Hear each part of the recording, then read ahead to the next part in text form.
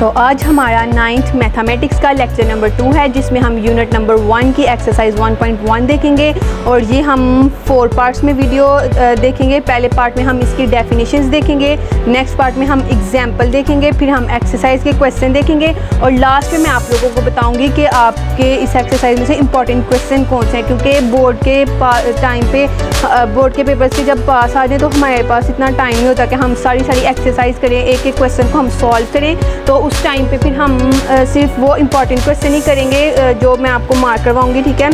तो आपने video last तक देखनी है और ये इंपॉर्टेंट क्वेश्चन मार्क करने हैं। डेली बेसिस पे हमारा लेक्चर इसी तरह 4 पार्ट्स पे कंटेन करेगा, जिसमें पहला पार्ट डेफिनेशन, फिर एग्जाम्पल, फिर एक्सरसाइज के क्वेश्चन और फिर इंपॉर्टेंट क्वेश्चन हुआ करें। तो बगैर वक्त ज़ाया किए अब सबसे पहले हम चलते हैं अपनी डेफिनेशंस की तरफ। हमारा यूनिट नंबर 1 है मैट्रिक्स एंड इट्स डिटर्मिनेंट्स। तो सबसे पहले हम देखते हैं मैट्रिक्स क्या होता है।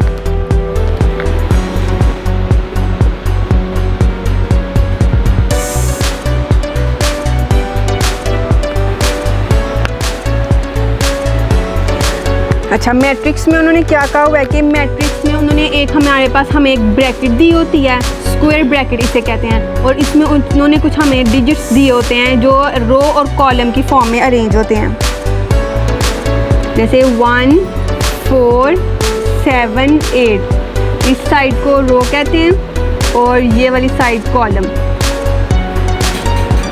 और ये हमें यहाँ पे 0 से लेके 9 तक कोई भी डिजिट यहाँ पे हो सकता है, ठीक है। उसको इस फॉर्म को इसको हम मैट्रिक्स कहते हैं, ठीक है। स्क्वायर ब्रैकेट में कोई डिजिट्स लिखे होते हैं रो और कॉलम की फॉर्म में, उसको हम क्या कहते हैं, मैट्रिक्स, ठीक है। और ये ज़रूरी नहीं है मतलब इतने हो, इसमें और भी डिजिट्स हो सकते हैं, 1 7 9 4 3 8 या एक भी डिजिट हो सकता है, ये भी मैट्रिक्स ही है, ठीक है। नेक्स्ट हम देखते हैं मैट्रिक्स में, जैसे कि अगली डेफिनेशन है आप लोगों की कॉलम और रो की। वो मैंने आप लोगों को बताया कॉलम और रो क्या होता है। कॉलम आप लोग इस तरह से याद रखिए कि आपने छोटी क्लासेस में कॉलम मैच किए होंगे, जिसमें इस साइड पे भी डिजिट्स लिखे होते हैं, इस साइड पे भी लिखा होता है, तो उसको हमने आपस में मैच करना होता है, ठीक है। इससे आप लोगों ने याद रखना है कि जो इस तरह सीधी लाइन में लिखे हो डिजिट्स, उसको हम कॉलम कहते हैं। ये कॉलम है, ये एक कॉलम, ये दूसरा कॉलम, ठीक है। और दूसरी होती है रो, ये हमने देखे हैं कॉलम। और उसके बाद आगे हम अब देखते हैं रो क्या होता है। रो आप लोग याद रखिए कि आप लोग मतलब स्कूल में छुट्टी टाइम या लाइन बनवाई होती है, मतलब इस तरह लाइन होती है, तो उसको हम क्या इंग्लिश में कहते हैं, रो।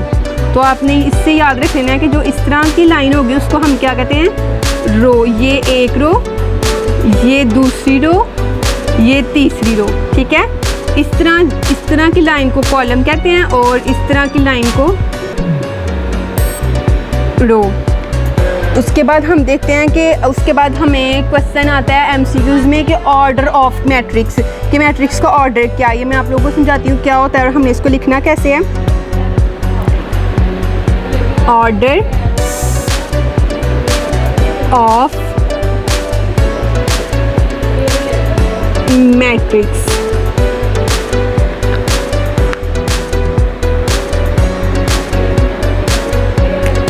अच्छा, हमारे पास अब एक मैट्रिक्स आ गया, ये हमने स्क्वायर ब्रैकेट ले ली, इसमें 1 2 3 1 0 2। अच्छा, इसमें कितनी रो हैं, इसमें एक ये रो है, एक ये रो है, ठीक है। यहाँ पे हम लिख लेते हैं, हमारे पास इसमें 2 रोज़ हैं और कॉलम कितने हैं, एक ये कॉलम है, एक ये कॉलम है, एक ये कॉलम। कॉलम कितने हैं हमारे पास,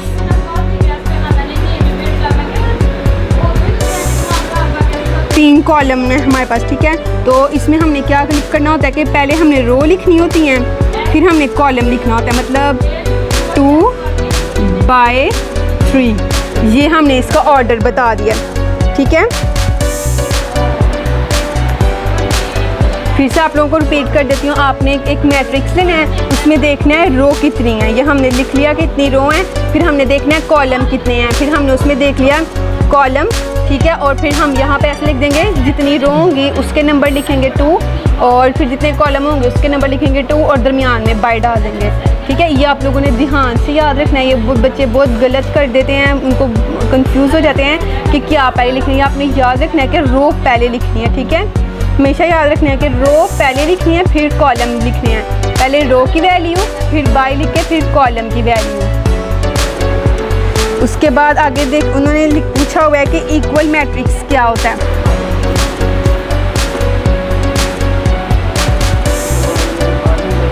इक्वल मैट्रिक्स,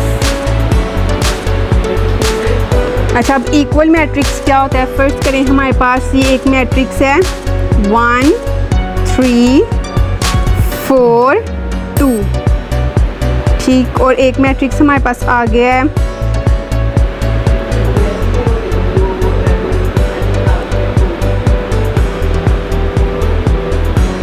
0 + 1। एक मैट्रिक्स हमारे पास आ गया 5 - 2। एक आ गया हमारे पास 2 + 2, और एक आ गया 4 - 2, ठीक है। हमारे पास एक इस फॉर्म में भी मैट्रिक्स आ रहा था क्योंकि वहाँ पे उन्होंने प्लस माइनस बीच में डाला होता है।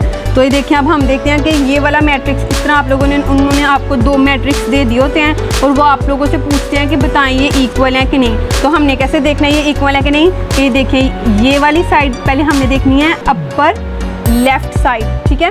अपर लेफ़्ट साइड को अपर लेफ़्ट साइड के साथ मैच करना है।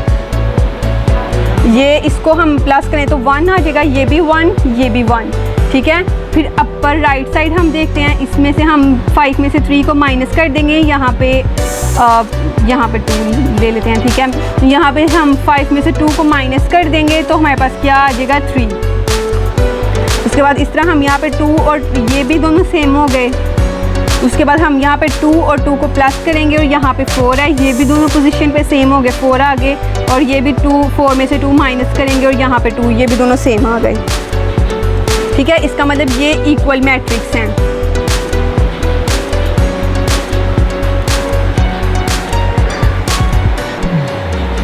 ये आप लोगों के पास इसकी डेफिनेशन है। इसमें हमारे पास उन्होंने ये डेफिनेशन के साथ एग्जांपल सॉल्व करवाई हुई हैं। एक्सरसाइज में भी उन्होंने यही चीज़ें पूछी हुई हैं।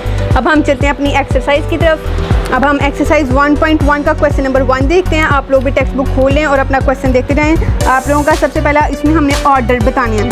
इसमें आपका सबसे पहला फर्स्ट क्वेश्चन है ए वाला। उसमें उन्होंने दिया हुआ है a = 2 3 -5 6।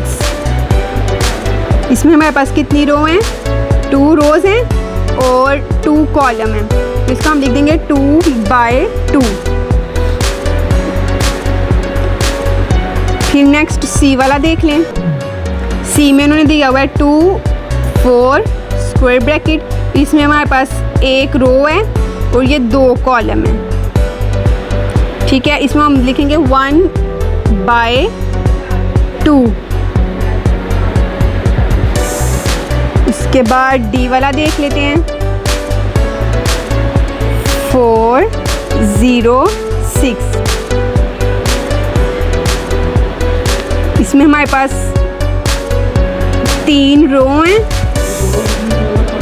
और 1 कॉलम है, ठीक है। इसको हम लिखेंगे 3/1। बेशक अगर रो में एक भी डिजिट है ना तो वो उसको हमने रो बनाना है, ठीक है। जैसे मतलब ये एक, इसमें इस रो में एक डिजिट है तो इसका ये मतलब नहीं है कि ये रो बन नहीं रही, ये कॉलम है, इसको भी हमने रो कंसीडर करना है। यहाँ पे जैसे कॉलम में एक डिजिट था उसको भी फिर हमने एक कॉलम कंसीडर करना है। ये नहीं कि अगर इधर एक डिजिट है तो वो कॉलम नहीं बन रहा, ठीक है। एक डिजिट होगा उसको भी हम फिर एक रो कंसीडर करेंगे। जैसे हमने इसमें इसको एक रो कंसीडर किया है, इसको एक कॉलम हमने कंसीडर किया है, इसको एक रो कंसीडर किया है, ठीक है। नेक्स्ट ये एफ वाला देखें।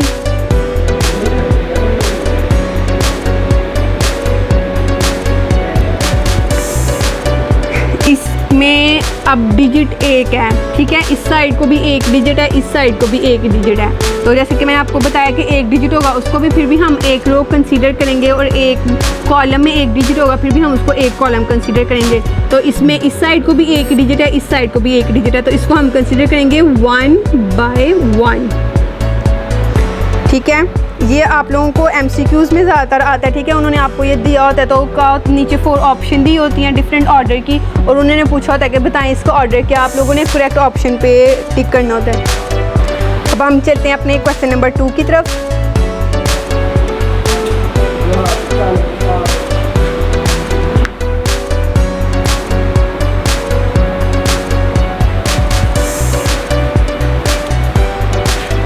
अच्छा, क्वेश्चन नंबर 2 में उन्होंने हमसे पूछा हुआ है कि इक्वल मैट्रिक्स कौन से हैं। आप अपनी टेक्स्ट बुक खोलें और देखिए, मैं आप लोगों को बताती हूँ।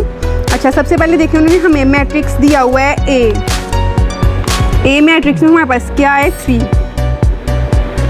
ठीक है। हम अब 3 के साथ देखते हैं कौन कौन सा मैट्रिक्स मैच करता है। अब मैट्रिक्स बी दिया हुआ है, उसमें तो यहाँ अब हमारे पास ए की साइड है, एक डिजिट है, ठीक है। और देखें अब बी वाले में देखो उन्होंने 3 अलग दिया हुआ है, 5 अलग दिया हुआ है, ये प्लस माइनस नहीं हो रहे, ये ए के इक्वल नहीं आएगा। उसके बाद सी वाले मैट्रिक्स में देखें, सी वाले मैट्रिक्स में उन्होंने हमें दिया हुआ है 5 - 2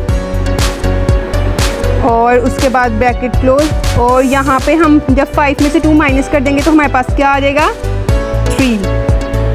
इसका मतलब ये मैट्रिक्स और ये मैट्रिक्स इक्वल आ गया। अब देखते हैं इनके साथ कोई और मैट्रिक्स भी इक्वल है। डी वाला मैट्रिक्स नहीं इक्वल आता, ठीक है। ई वाले मैट्रिक्स में तो डिजिट ही 4 हैं, वो तो बिल्कुल इसके इक्वल नहीं आएगा।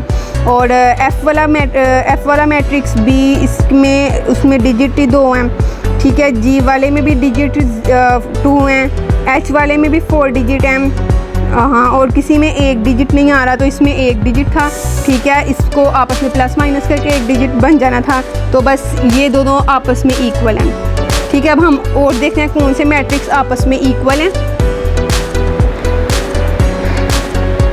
उसके बाद हम लिख लेते हैं यहाँ पे बी वाला मैट्रिक्स। बी में क्या है 3 है और 5 है। अब हमने सी वाला और ए वाला तो हमने मैच कर लिया हुआ है, ठीक है। अब हम नेक्स्ट देखते हैं। नेक्स्ट हमारे पास डी वाला तो इसके इक्वल नहीं आ रहा, वो ऑपोजिट है। ध्यान से आप लोगों ने देखें, उन्होंने यहाँ पे कंफ्यूज किया हुआ है, 5 इस साइड पे लिख दिया हुआ है और 3 इस साइड पे लिख दिया हुआ है डी वाले में। तो लेकिन यहाँ पे तो 5 उस साइड पे और 3 इस साइड पे, ठीक है।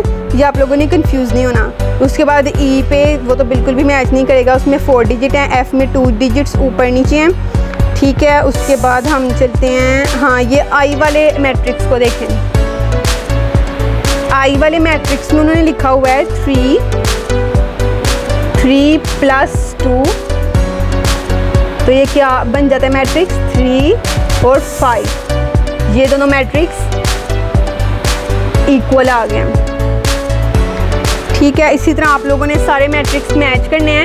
ये भी इस क्वेश्चन में से भी आपको MCQs में ही आता है, ठीक है। उन्होंने 2 मैट्रिक्स दे दिए होंगे और वो पूछ लेंगे कि ये इक्वल है कि नहीं इक्वल, या अंदर पूछा होगा कि 4 ऑप्शन दी होंगी और उन्होंने पूछा होगा कि इन चारों ऑप्शन में से उसमें टिक करें जिसमें 2 मैट्रिक्स इक्वल हैं, ठीक है। ये शॉर्ट क्वेश्चन में नहीं आते, ये MCQs में आपसे पूछा जाएगा, ठीक है। और उसके बाद जो क्वेश्चन नंबर 3 है वो आपका इम्पॉर्टेंट नहीं है, वो मतलब बिल्कुल आता भी नहीं है कभी। और नेक्स्ट हम चलते हैं अब आपके इम्पॉर्टेंट क्वेश्चंस की तरफ, जो उनसे मैं आप लोगों को इम्पॉर्टेंट मार्क करवाया करूँगी डेली बेसिस के लेक्चर में। आप लोगों ने वो अपनी बुक पे मार्क करते जाया करने हैं, ठीक है, ताकि आप लोग ना एग्ज़ाम के दिन सिर्फ वो जो मार्किंग वाले क्वेश्चन है ना आप लोग वही करके जाएंगे ना, उन्हीं की प्रैक्टिस करके जाएंगे बहुत अच्छे से, तो 90% क्वेश्चन उसी मार्किंग में से आएंगे, ठीक है।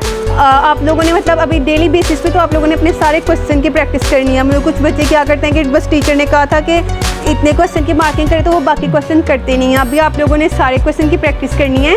ये सिर्फ मैं आपको पेपर से पहले वाले दिन बता रही हूँ, तब हमारे पास टाइम नहीं होता कि हम अपनी पूरी एक्सरसाइज कर रहे हों, तब आप लोगों ने सिर्फ ये क्वेश्चन अटैम्प्ट करके जाया करना है जो से मैं मार्क करवाऊँगी, ठीक है। ये वाली एक्सरसाइज के जो 2 क्वेश्चन मैंने आप लोगों को करवाया ना, ये सिर्फ आप लोगों के MCQs के लिए इम्पॉर्टेंट है,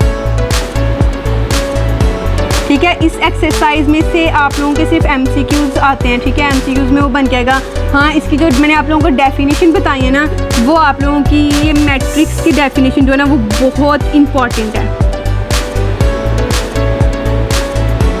ठीक है। हाँ, एक और बात आप लोग ज़हन में रखें कि अगर कोई भी डेफिनेशन आए ना, मतलब सिर्फ उन्होंने ऐसे पूछा होता है कि डिफाइन मैट्रिक्स, ठीक है, तो आप लोगों ने इसका ये मतलब नहीं कि सिर्फ आप लोगों ने डेफिनेशन लिख देनी है। कभी भी किसी भी सब्जेक्ट में कोई डेफिनेशन पूछी गई और डिफाइन मैट्रिक्स या व्हाट इज़ मैट्रिक्स ऐसे कुछ भी पूछा गया ना, आपने एग्जाम्पल उसके साथ लाजमी देनी होती है, ठीक है, लाजमी एग्जाम्पल मस्ट होती है। वहाँ पे अगर आप लोग एग्जाम्पल नहीं लिखते तो वो आप लोगों के 0.5 मार्क्स काट लेते हैं, ठीक है। और अगर एग्जाम्पल लिखी हो तो आपकी डेफिनेशन में कोई छोटी मिस्टेक हो या आप लोगों से कुछ मिस हो गया हो ना डेफिनेशन में, तो वो आप लोग वो इग्नोर कर देते हैं, आपको 2/2 दे देते हैं, ठीक है। तो आप लोगों ने डिफाइन मैट्रिक्स उसकी डेफिनेशन लिख के उसकी कोई एग्जाम्पल लाजमी देनी है, ठीक है। उसकी एग्जाम्पल में आप लोगों ने कोई भी मैट्रिक्स बना देना है।